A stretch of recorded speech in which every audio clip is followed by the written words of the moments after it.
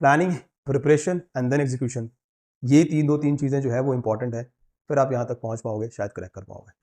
सो hello everyone, AILET की notification आ गई है एंड सरप्राइजिंगली इस बार AILET is on first Sunday, जो कि नॉर्मली क्लैट का होता था, बट अब इस बार एलेट जो है वो फर्स्ट संडे को है। सो देखते हैं अभी क्लैट की क्या डेट आती है। द पॉइंट इज, आज इस सेशन में क्या बात करने वाले हैं। See, I am not going to discuss much on the pattern part. ये टाइम होता है, इतने इतने सब्जेक्ट्स होते हैं, ये ऑलमोस्ट सबको पता, of course we'll see, but मेरी डिस्कशन आज की सेशन में उधर नहीं है। मेरी डिस्कशन है क्या प्रोसेस होना चाहिए to crack. So basically from zero to achievement वाले पाथ पे जरा बात करेंगे। एंड मार्क माई वर्ड, अभी आगे आने वाले 5-6 मिनट्स में जो डिस्कशन होने वाली है is going to be very useful for you, right? क्योंकि यस, पैटर्न का पता है, सिलेबस का पता है, सब कुछ पता है, बट वो जो ट्रैक है वो सर नहीं मिल पा रहा कि जिस पे मेरे को मूव करना है। तो हम इस पे ही बात करेंगे, मेन फोकस मेरा जरूर वहां होगा। Basically it will be everything about AILET, जो भी रिक्वायरमेंट्स होती हैं, जैसा आप थंबनेल में देख भी पा रहे होगे, I mean everything all about AILET, जो भी आपको पता होनी चाहिए वो सारी बात आज हम यहाँ पे डिस्कशन में लेने वाले हैं। So let's begin with the discussion. सबसे पहले, as I said, from understanding to crack, मतलब वो जीरो से स्टार्ट करने वाली बात, या सर थोड़ा बहुत मेरे को पता भी है। तो अब अंडरस्टैंडिंग वाली जो बात है, यहाँ पे जो पॉइंट जो आप देख रहे हो अंडरस्टैंडिंग में, ये क्या है, यहाँ पे क्या डिस्कशन हमें करना है। तो अंडरस्टैंडिंग मतलब एलेट के ऑफकोर्स पेपर पैटर्न का पता होना चाहिए, एंड देन उसके बाद के जो कंफ्यूजन है, कंफ्यूजन कहां है आगे, इसके बाद प्रोसेस पार्ट, मतलब knowing this syllabus, and then कहते हैं ना कि कोर को हिट करना, वो क्या ऐसा पोर्शन है जिसको हिट करें और जहां से मैक्सिमाइज किया जाए सिलेक्शन के चांस को, right? So the process part जो अभी से लेके आप नेक्स्ट 5 मंथ्स तक में जिस पे आप वर्कआउट करोगे, and then last of course ये क्रैक वाली जो बात है, एग्जाम क्रैक करने वाली जो बात होती है, विच मीन्स सिर्फ कितना मेरे को लेके आना है, वो टारगेट, वो गोल भी ऑन द स्पॉट, जिस टाइम जिस मोमेंट आप ये प्लान करते हो that I have to go for AILET, वहां उस मोमेंट पे वो आपको पता होना चाहिए कि ये है मेरा टारगेटेड स्कोर, जहां तक मेरे को पहुंचना, और ये है मेरा safe score, safest score, right? तो ये सारी ही बातें अभी यहां पे मैं डिस्कस करूंगा। फटाफट से चलते हैं डिस्कशन की तरफ। अंडरस्टैंडिंग में सबसे पहली चीज जो आपको पता होनी चाहिए वो ये कि यहां पे द बेस्ट पार्ट है। अच्छा, क्लैट और एलेट में बहुत सारे डिफरेंसेस हैं। पीपल आर लाइक ज्यादा कुछ डिफरेंस है नहीं, जो क्लैट कर रहा है वो एलेट कर लेगा, बहुत डिफरेंसेस हैं। उसकी एक सेपरेट वीडियो हम डिस्कस करने वाले हैं, I mean CLAT versus AILET को लेके, उस पर अलग से बात होगी। फिलहाल मैं आपको ये बताऊं, जो सबसे मेजर डिफरेंस है, यहाँ पे 3 ही सब्जेक्ट्स होते हैं। There are only 3 subjects, English, then we have अच्छा जीके, एंड देन उसके बाद logical reasoning. Now what is the difference? क्या जो कहते हैं ना कि क्लैट स्टूडेंट्स जिस चीज की प्रिपरेशन कर रहे हैं उसमें और इसमें क्या फर्क है, अगेन उसकी एक सेपरेट वीडियो आएगी। बट अभी फिलहाल समझने वाली बात जो ये है वो ये, लास्ट फ्यू ईयर से, जब से एलेट ने 2022 में उन्होंने अपना पैटर्न चेंज किया, और जब से पैटर्न चेंज किया है, इंग्लिश में आप देखो ग्रामेटिकल क्वेश्चंस ऐसे इतने ज्यादा भी नहीं है। जरूर ग्रामर की बातें होती हैं इसमें, बट पैसेजेस से ही क्वेश्चंस होते हैं। एंड अगेन क्या सिमिलरिटीज है, क्लैट के अंदर भी वो पैसेज वाले क्वेश्चंस होते ही हैं। जीके की बात की जाए तो इसमें करंट अफेयर एंड जीके लिखा हुआ होता है। So CA is of course mandatory, but सबसे मेजर जो डिफरेंस है वो वन लाइनर है। अब यहां पे क्या है कि उस एक करंट के पॉइंट से आपके स्टैटिक के क्वेश्चंस पूछ भी सकते हैं, नहीं भी पूछ सकते हैं। यहां पे फिक्स नहीं है, जैसा क्लैट में होता है ना, पैसेज है और उसी पॉइंट से सारी डायनेमिक्स निकाली जाती है। दे में go into that past, history, present, उसकी कुछ स्टैटिक चीजें, इसमें ऐसा नहीं है। सो एक पॉइंट करंट का होगा, हो सकता है उससे रिलेटेड जो स्टैटिक बातें हो वो पूछी जाए, ना भी पूछी जाए, और वो अगेन सेपरेट क्वेश्चन हो। तो यहां पे सिंगल लाइनर क्वेश्चन होते हैं। सीए के साथ साथ इसमें जीके पे भी काम करना पड़ेगा आपको, और GK will include what, I mean your SST part, जिसमें पॉलिटी मेनली लोग पढ़ लेते हैं क्योंकि पॉलिटी के क्वेश्चन देखने में आते हैं। फिर स्टैटिक के क्वेश्चंस काफी ज्यादा देखने को आते हैं, मिसलेनियस जो होती हैं स्टैटिक के अंदर, फिर वो मिसलेनियस के अंदर अभी अगर मैं बात करूं तो बुक्स एंड ऑथर है, इंपॉर्टेंट डेट वगैरह, ये सब चीजें आप, ये स्टैटिक वाली ये सब पोर्शन आप बहुत ज्यादा क्लैट में नहीं देखते, बट इधर आप देखते हो। राइट। अवार्ड्स हैं, अवार्ड्स वगैरह तो खैर उधर भी इंपॉर्टेंट है। तो स्टैटिक जीके की चीजें यहाँ पे देखने को मिलती हैं एलिट के अंदर। सबसे मेजर जो डिफरेंस क्रिएट करता है वो एलआर करता है, लॉजिकल रीजनिंग। वेटेज भी काफी ज्यादा है इसकी 70, राइट। और मेजर डिफरेंस क्या है? क्रिटिकल रीजनिंग में जो डिफरेंस है तो वो है ही, अभी उस पर बात करूंगा। उसके अलावा you have to cover analytical portion as well. आपको अब कोई मेरे से ये पूछता है कि सर एनालिटिकल में मैं क्या क्या पढ़ूं, I do not have any answer. Okay, just go with these 4-5 topics. पूरी एनालिटिकल करनी पड़ेगी, for that matter clock calendar तक करके जाना है। चाहे लास्ट 2-3 ईयर से वहां से क्वेश्चंस नहीं आए हैं, लेकिन उसके पहले जाके देखो क्वेश्चंस आए हुए हैं। अब एलेट के बारे में लोग कहते हैं ना कि अरे ये तो सरप्राइज करके आता है तो बहुत डिफिकल्ट है, कुछ नहीं हो सकता, कोई प्रिपरेशन नहीं करा सकता। ऐसी कोई बात नहीं है, सिलेबस तो फिक्स है, आप सिलेबस पे वर्कआउट करके जाओ ना। क्यों नहीं कोई करवा सकता? बिल्कुल करवाएगा। ऐसा हो ही नहीं सकता कि आपने पूरा सिलेबस हर चीज बहुत अच्छे से टच किया है, चाहे उन्होंने सरप्राइज किया हो या पैटर्न में थोड़ी बहुत चेंजेस भी उन्होंने रखी हो। स्टूडेंट ने अगर सिलेबस कवर किया हुआ है, ठीक से पढ़ाई की है, मॉक्स वगैरह दिए, आराम से वो पेपर मेरे according elite is much easier, बड़े आराम से हो सकता है, राइट। और अभी जितना टाइम है, वी हैव 5 मंथ्स, अभी से देखूं तो 5 to 6 मंथ्स, यस इनफ है, सफिशिएंट है। आपको एलआर में एनालिटिकल के साथ साथ क्रिटिकल दोनों ही करना पड़ेगा। क्रिटिकल की बात करूं, अगेन क्लैट से यहां पे एक जो डिफरेंस है वो ये, passage based critical reasoning CLAT में आती है, पीबीसीआर टॉपिक्स वही होते हैं चाहे।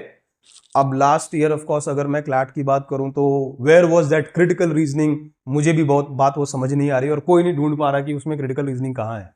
खैर, तो इसकी जो क्रिटिकल रीजनिंग होती है प्योर क्रिटिकल रीजनिंग होती है। If they have asked something related to assumption, तो वो एजम्पशन रिलेटेड क्वेश्चन ही पूछा गया है और उसको ही कंसिडरेशन में रखते हुए, उसको ही कॉन्सेप्ट को कंसिडरेशन में रखते हुए आपको आंसर भी करना है। Argumentation, assumption, theme deduction is nowhere, they won't ask questions based on passages. मतलब पीछे ऐसा इतना देखा नहीं है, एक साल को छोड़ के उसमें भी theme deduction kind of questions नहीं थे, और वो भी पैसेज वाले क्वेश्चन नहीं थे, उसमें एनालिटिकल क्रिटिकल सब मिक्स करके ही पूछ रहे थे वो भी। सो यहाँ पे की जो क्रिटिकल होती है वो पैसेज बेस्ड नहीं होती, यहाँ पे क्रिटिकल स्टेटमेंट पैराग्राफ बेस्ड होती हैं। टॉपिक्स आपके नॉर्मल वही assumption, argumentation, strengthening weakening, conclusion, inference, course of action, यही सब चीजें होती हैं क्रिटिकल के अंदर।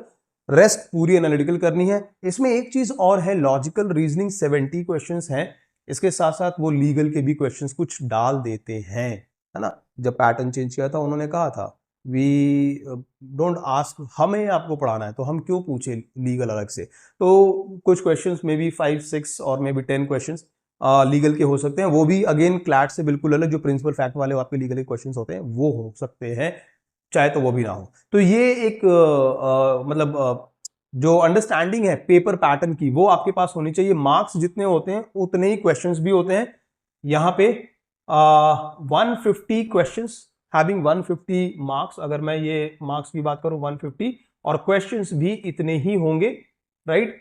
इसमें जो आपको अब टाइम मिलने लगा है एज बेसिकली 120 मिनट्स, पहले 190 मिनट्स का ही होता था, अब ये 2 घंटे का पेपर हो गया। And this is the reason that why AILET का कट ऑफ भी अभी ऊपर की तरफ जाने लगा है, अगर आप देखोगे, बाद में भी आगे जाके बात करूंगा। अब यहाँ पे प्रिपरेशन स्ट्रैटेजी की बात की जाए तो ये दो तरीके के क्राउड है हमारे पास। एक जिनको क्लैट के साथ एलेट देना है, और एक ऐसे हैं जिनको एलेट ही सिर्फ देना है, क्लैट इज सेकंड और may be not in the list. तो यहां पे 2 तरीके के स्टूडेंट्स होंगे जिनकी क्लैट फर्स्ट चॉइस है और दूसरी चॉइस हो जाती है फिर एलेट, और फिर उसके बाद एक क्राउड ऐसी होगी जो शायद सेकंड या लीस्ट चॉइस में क्लैट को रखते हैं, लेकिन फर्स्ट चॉइस जो है उनकी वो है एलेट की। अब इसमें क्या है ना, फोकस जरूर आपका चेंज होता है, ये बहुत नेचुरल सी बात है। जो क्लैट टारगेट करते हैं वो क्लैट पैटर्न की तरफ वर्कआउट ज्यादा करते हैं। अगर किसी को ये लग रहा है कि AILET is my first choice, hit your LR section, hit your English, GK तो है ही, जितना हो सके निकलेगा, बट मेन 2 सेक्शंस हैं जिसको आपको हिट करना है। इंग्लिश क्लैट और एलेट की सेम है, एलआर जरूर यहाँ पे बहुत बड़ा एक डिफरेंस क्रिएट करता है। तो अगर आपको एलेट को टारगेट आपने करा हुआ है, फर्स्ट चॉइस है, साथ में क्लैट भी है, तो फिर लॉजिकल दोनों वाले पैटर्न के आपको करने पड़ेंगे। एलेट के पॉइंट ऑफ व्यू से analytical, critical, having statement, paragraph, and CLAT के पॉइंट ऑफ व्यू से पैसेज, एंड देन उसके फिर जो क्रिटिकल वाला मेन मेजर सेक्शन है वो। विथ क्लैट पहली चॉइस क्लैट है, एलिट भी है सर सेकेंडरी। अगर सेकेंडरी है तो भी आपको वो पैटर्न को कहीं ना कहीं गो थ्रू करते रहना पड़ेगा।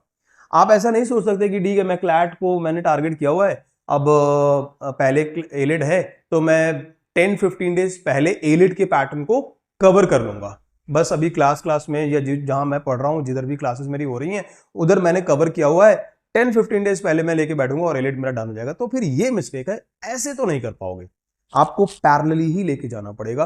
अगर आपने एलिट को कहीं भी एक चॉइस रखा हुआ है तो जो सिर्फ एलिट को टारगेट करते हैं फिर उनकी कहानी अलग है कि चलो मुझे एलिट ही देना है, I don't want to go into any of the NLU, India का one of the best NLU है, एनएलएस के बाद आता ही है तो ठीक है, और मैं दिल्ली से हूँ या इस रीजन से हूँ तो मेरे लिए यही सही है, मुझे कहीं नहीं दूसरा देखना, मुझे यही देखना है।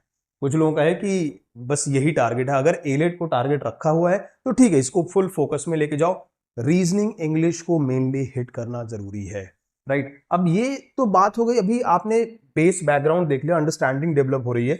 अभी स्टोरी ये है कि सर यहां पे प्रोसेस वाला पार्ट, तो आपको एग्जैक्टली सिलेबस और पैटर्न, वो तो वेटेज वाली बातें थी, पैटर्न सिलेबस समझना होगा एंड टारगेट द कोर। मैंने एक पॉइंट लिखा है, टारगेट द कोर पे पहले बात करते हैं क्योंकि सिलेबस पैटर्न आपने काफी हद तक देखा समझा है। पहले मैं इस पे बात करूं, मेनली मेरे अकॉर्डिंग दो सब्जेक्ट्स हैं एलिट के पॉइंट ऑफ व्यू से जिसको आपको हिट करना चाहिए, और समझना इसके पीछे क्या मैं रीजन या लॉजिक देने जा रहा हूं। सी एलआर से 70 क्वेश्चंस हैं एंड इंग्लिश में 50, विच मीन्स अगर इन दोनों को क्लब कर दो तो आपके पास टोटल 120 क्वेश्चंस हो जाते हैं, और इतना काफी है एक डिसेंट स्कोर लेके आने के लिए। मेरा मानना है जीके एलिट में is like icing on cake according to me, है ना, वो बोनस की तरह वर्क कर सकता है। अगर आप इन दोनों सब्जेक्ट्स पे अच्छे से काम कर लो तो यहीं से 100+ का स्कोर आप लेके आ सकते हो। सी क्लैट के अंदर भी देयर आर 5 सब्जेक्ट्स, आप 120 में से 95 और 100 के आसपास जाने की कोशिश करते हो ना, अगर you have to go into the tier 1।